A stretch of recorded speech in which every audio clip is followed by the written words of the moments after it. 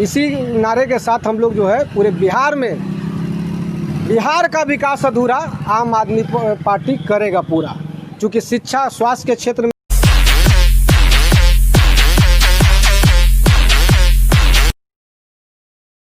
हम और हमारी टीम सैदपुर नहर के पास हैं। इस समय जो बरसात की स्थिति है, साथ में चुनाव की भी, जो हमारा चुनाव, बिहार का चुनाव है, बहुत करीब आ रहा है। आइए देखते हैं इस कुम्हरार विधानसभा क्षेत्र में कुम्हरार विधानसभा के जो विधायक थे उन्होंने क्या क्या कुम्हरार विधानसभा के लिए किया। अभी जिस स्थान पे हम खड़े हैं ये सैदपुर कहलाता है और ये जो नहर है सैदपुर नहर, इस नहर की स्थिति हम एक बार देख ले। जब इस नहर को हम देख रहे हैं तो दिख रहा होगा, हमारे कैमरा मैन दिखाइएगा कि नहर की क्या स्थिति है। रोड जो है धीरे धीरे इस नहर में डूबता जा रहा है। आप देखे होंगे नदी के जो है धीरे धीरे इस नहर में डूबता जा रहा है। आप देखे होंगे नदी के कटाव से रोड का विनाश, लेकिन नहर के कटाव से रोड लिप्त होते जा रहा है। रोड की जो स्थिति है वो नहर रोड में बदलता जा रहा है। आइए इस क्षेत्र में, अभी इस क्षेत्र में जो लोग हैं, आम जनता हैं, उनसे हम कुछ बातें करते हैं। साथ ही कुछ यहाँ के समाज सेवी हैं, आम आदमी पार्टी के लोग हैं। जिसमें हर साल 25 आदमी मरता होगा डूब करके। हर साल 25 आदमी मरता है। खूनी नहर है ये खूनी नहर है। हाँ, खूनी नहर, इसमें हर साल 25 आदमी डूब के मरता है। और जो जिन विधायक को आप लोग जिता रहे हैं वो विधायक इसके लिए कुछ नहीं करते हैं? भी कभी नहीं, कुछ करबे नहीं किया, घूरने भी नहीं आते हैं, घूमने भी नहीं आते हैं। घूमने भी नहीं आते। तो यहाँ की जनता इस बार क्या मन बना के रखी है? देखिए, बदलाव होना चाहिए, और बदलाव होना चाहिए, अति आवश्यक है, बदलाव होना चाहिए। और ये जो अभी स्थिति है, लोग धीरे धीरे रोड जो है वो नहर उस रोड को अपने में संलग्न मिला रही है। वो नहर को चौड़ा किया जा रहा है और रोड को सकरा किया जा रहा है। मतलब ये चौड़ा किया जा रहा है गवर्नमेंट के द्वारा या अपने आप नहर चौड़ा होते जा रही है? गवर्नमेंट के द्वारा भी किया जा रहा है और कुछ अपने आप भी होते जा रहा है। माने हर साल आता है कारपोरेशन वाला गाड़ी और उसको धक्कोड़ के कबाड़ देता है और दस जा रहा है। ऐसे हालत हो रहा है। तो आप देख रहे हैं यहाँ की जनता भी जो है बता रही है कि जो यहाँ अभी जो विधायक हैं यहाँ के कुम्हरार क्षेत्र के, वो कभी यहाँ पे झांकने तक नहीं आते हैं। अच्छा, यहाँ पे जो कुछ समाज सेवी लोग हैं, जैसे कि बहुत सारा हम लोग हमेशा आते जाते रहते हैं, तो कभी कपड़ा वितरण या कभी सैनिटाइजर वितरण या मास्क वितरण का कार्यक्रम चलता रहता है। तो क्या इसमें विधायक जी भी कुछ करते हैं? क्या विधायक जी का कुछ योगदान? हम लोग अभी नहीं जानते, ये सब के बारे में नहीं जानते हैं, कभी नहीं। हम लोग चलिए और भी कुछ लोगों से हम लोग रूबरू होते हैं, कुछ युवाओं से हम लोग रूबरू हो रहे हैं। हाँ जी, नमस्कार। क्या नाम हुआ सर आपका? दीपक कुमार। दीपक कुमार। आप कब से हैं दीपक जी? अप्रॉक्स 15 साल से। 15 साल से हैं। 15 साल से इस क्षेत्र में कुछ विकास आपको दिखा है जब से हैं तब से? फिलहाल तो कुछ नहीं। कुछ विकास नहीं? कुछ नहीं। जैसा आप 15 साल पहले देखे थे वही दिखता है? यहाँ के लोग बढ़े हैं और सिर्फ लोग बढ़े हैं और इस क्षेत्र का कुछ विकास नहीं हुआ है। और ये नहर का जो स्थिति है, ये तो 20 साल से सुनते आ रहे कि बनेगा बनेगा बनेगा, बट अब कब तक बनेगा पता नहीं है। 20 साल से तो यही हो रहा है कि बनेगा। इस नहर को लोग खूनी नहर के की संज्ञा देते हैं, क्या सही बात है? सही बात है। इस पे हर साल लोग मरते हैं। हाँ, और सरकार इसके बारे में कुछ भी नहीं कर रही है। कुछ नहीं। मतलब सरकार के कान तक जू भी नहीं रेंग रहा है इस नहर के बारे में। नहीं। चलिए, धन्यवाद। और भी हम कुछ लोगों से, जैसे लोगों से बात करने के बाद हमें ये पता चल रहा है कि ये नहर वाकई खूनी नहर के रूप में जानी जाती है। यहाँ पे हर साल 20 से 25 लोग की मृत्यु होती है और जो यहाँ की सरकार है इसके बारे में थोड़ा भी नहीं सोचती। यहाँ के जनता जो 20 साल 25 साल 15 साल से रह रहे हैं, उनका कहना है कि विकास के नाम पे यहाँ शून्य है और सरकार सिर्फ वोट लेने के लिए आती है और कभी इस जनता के प्रॉब्लम से रूबरू नहीं होती है। आगे हम बढ़ते हैं। यहाँ आम आदमी पार्टी के भी कुछ लोग हैं, इनसे हम बातें करते हैं। नमस्कार सर। नमस्कार। सर, आपका तो चेहरा सब लोग जानते हैं। आप तो बहुत बार, मैंने भी आपको देखा है, कई सामाजिक कार्यक्रम में मैंने आपसे रूबरू हुआ हूँ। तो सर, आप यहीं के निवासी हैं क्या? जी, यहाँ पे कुम्हरार के निवासी हैं, कुम्हरार के वोटर हैं और हमारे जितने कुम्हरार विधानसभा की टीम है, सुरेश कुमार ज्योति हैं, हमारे जितेंद्र जी हैं, वार्ड 48 के अध्यक्ष हैं। ये वार्ड 47 के हमारे मीडिया प्रभारी हैं, वार्ड 47 के भी अध्यक्ष चले गए आपके आने के जस्ट थोड़ा देर पहले। अभी तो आप लोग का प्रोग्राम भी चल रहा था, आप लोग पुतला दहन भी कर रहे थे। अभी पुतला दहन नहीं, अभी आक्रोश मार्च निकला था इसी एरिया से भिगना पहाड़ी मोड़ तक। अभी आप लोग देखा होगा कि 3 महीना के इंतजार के बाद नीतीश जी ने गरीबों के लिए राशन कार्ड भिजवाया है, लेकिन राशन कार्ड को जिस हाथ में पड़ा वो राशन कार्ड देखकर बौला में आ गया। वो नर्वस हो गया कि ये क्या किया सरकार ने। जिस घर में 5 परिवार हैं तो राशन कार्ड में सिर्फ एक नाम अंकित है। अधिकांश राशन कार्डों में बच्चों का नाम गायब है, बूढ़ों का नाम गायब है, वृद्ध महिलाओं का नाम गायब है। तो बताइए कि इस लॉकडाउन में कोई एक आदमी 5 किलो अनाज लेगा, 5 परिवार 1 महीना खाएगा? लॉकडाउन के कारण तो बहुत देश की आर्थिक स्थिति बहुत ही खराब चल रही है, और आपके राज्य बिहार की स्थिति भी बहुत, यहाँ के लोग भी बहुत ज़्यादा अत्यधिक मात्रा में लोग सुसाइड करके मर रहे हैं। ये जानकारी हमारे न्यूज़ चैनल को भी बहुत बार मिला है, लेकिन गवर्नमेंट इस पर ध्यान नहीं दे रही है। आपका क्या मानना है कि अभी आपने थोड़ा देर पहले हमारे गार्जियन से बात किया? हाँ, यहाँ के लोगों से हमने बात की। 3 मार्च से दिन का दुकान बंद हुआ था, 30 मई तक लॉकडाउन कंप्लीट था। 24 मई से 30 मई तक कंप्लीट लॉकडाउन था। उसके बाद अनलॉक हुआ, 1 हुआ, अनलॉक 2 हुआ, लेकिन अभी भी बाजार में सन्नाटा है, सड़क पे मातम फैला हुआ है।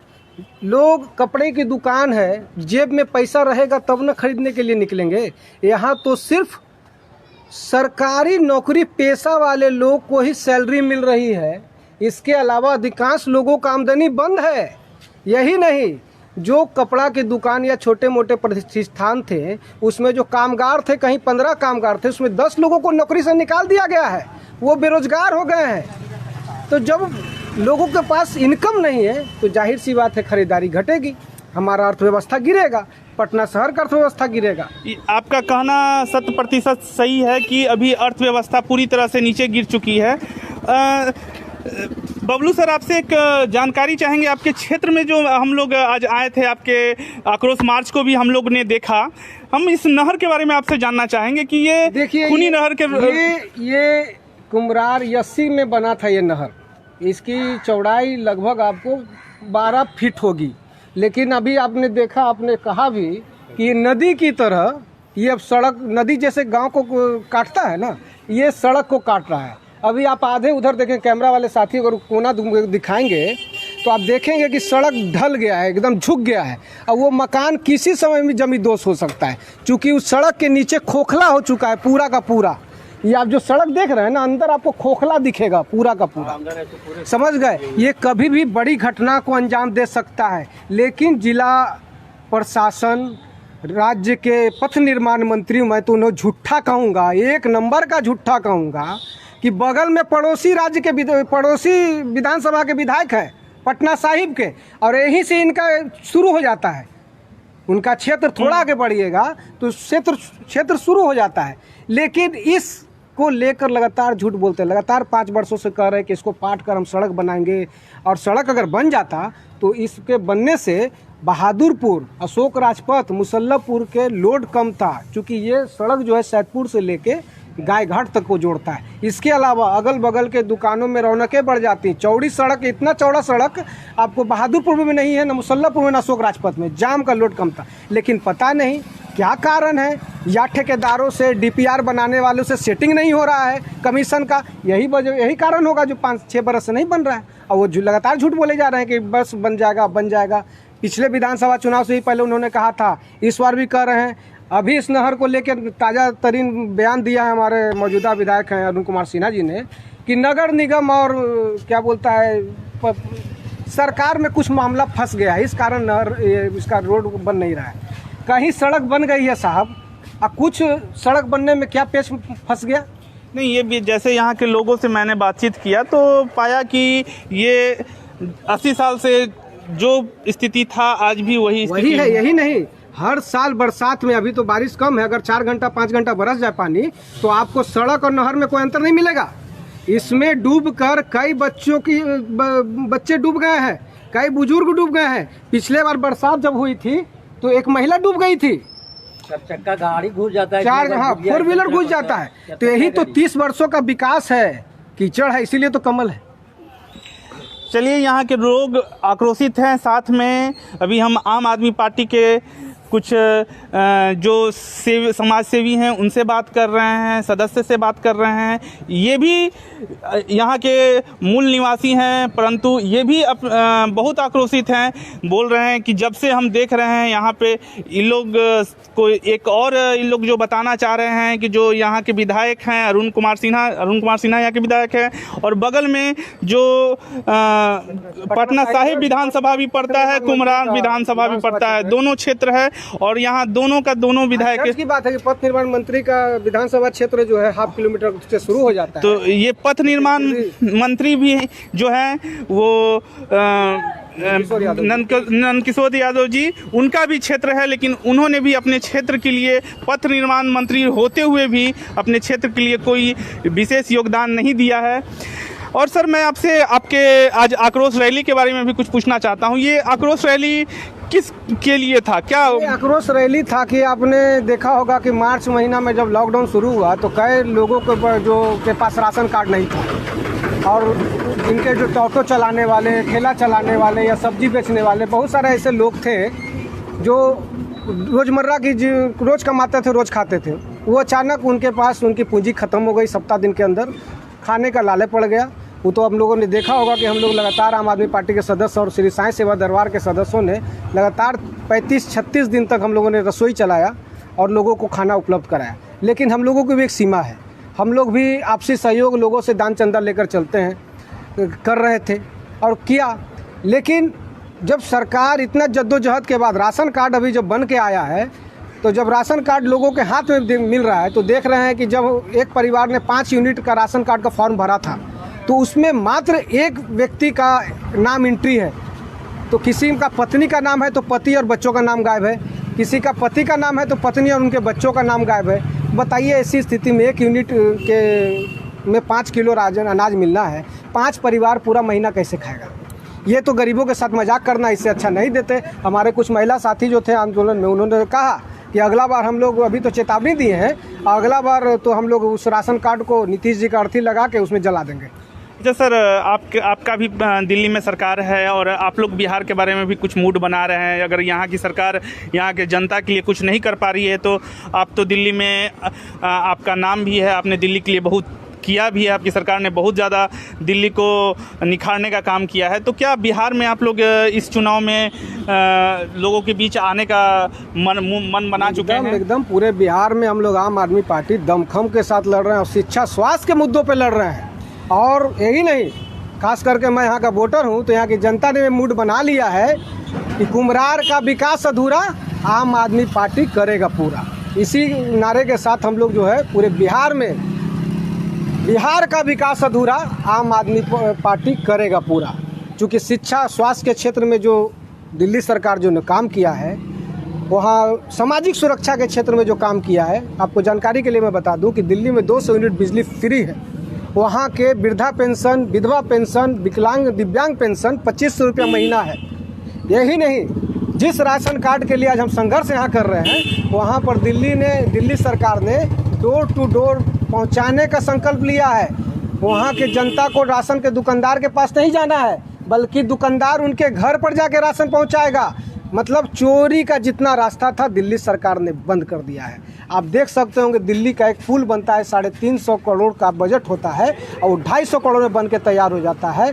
और बिहार का गोपालगंज में एक पुल 260 करोड़ में 7 बरस में बन के तैयार होता है, वो 1 महीना के अंदर टूट जाता है। ये विकास है नीतीश कुमार जी का। तो क्या अगर इस चुनाव में आपकी पार्टी आती है बिहार में, तो अगर कुम्हरार सीट में अगर आपका प्रतिनिधि जो है अगर विजयी होता है, तो क्या आप कुम्हरार के लिए क्या क्या बदलाव करना? हम लोग वादा नहीं, हमारा काम बोलता है। इस नहर के लिए क्या कुछ आपका कुछ अपना? हमारा तो ये एजेंडा में है, हमारे मैनिफेस्टो में है सबसे पहले। चूँकि ये देखिए बहुत महत्वपूर्ण है, आप इसके जस्ट पीछे चले जाइएगा तो इस विधानसभा में सबसे ज़्यादा रेवेन्यू देने वाला एक क्षेत्र है जिसका नाम है बाजार समिति, जहां देश भर के, बिहार भर के किसानों का फल उगाए हुए सब्जी फल आते हैं, बड़ी बड़ी गाड़ियां आती है और यहां से छोटे व्यापारी ले जाके स्थानीय मोहल्लों में बेचते हैं। सरकार को रेवेन्यू आता है, लेकिन बाजार समिति आप चल जाइए, आप नाक नहीं दे पाइएगा। इतनी गंदगी है, इतना कीचड़ है। अभी तो आप आए ना, देख रहे हैं कितना चौड़ी सड़क है। अगर कल्पना कीजिए कि इसको हम बना देते हैं तो ये इस एरिया का कायाकल्प हो जाएगा। दूसरी ओर मुसल्लापुर का जो पूरा क्षेत्र है, बिगना पहाड़ी से लेके जो शाहगंज होते हुए जो निकलता है, वो उस पे लोड कमेगा। बहादुरपुर रोड का भी लोड कमेगा। और सबसे बड़ा लोड नहर के नाम से ही जाना जा रहा है, और सरकार इसमें का रवैया उदासीन रवैया है इसका। हम लोग तो टीचर ना रहेगी कमल। बस धन्यवाद सर, आपने हमारे Thank चैनल you, को टाइम धन्यवाद। दिया। अभी हमारे चैनल से आप जुड़े रहें और हमारे फेसबुक पेज को लाइक करें, हमारे यूट्यूब चैनल को सब्सक्राइब करें। धन्यवाद।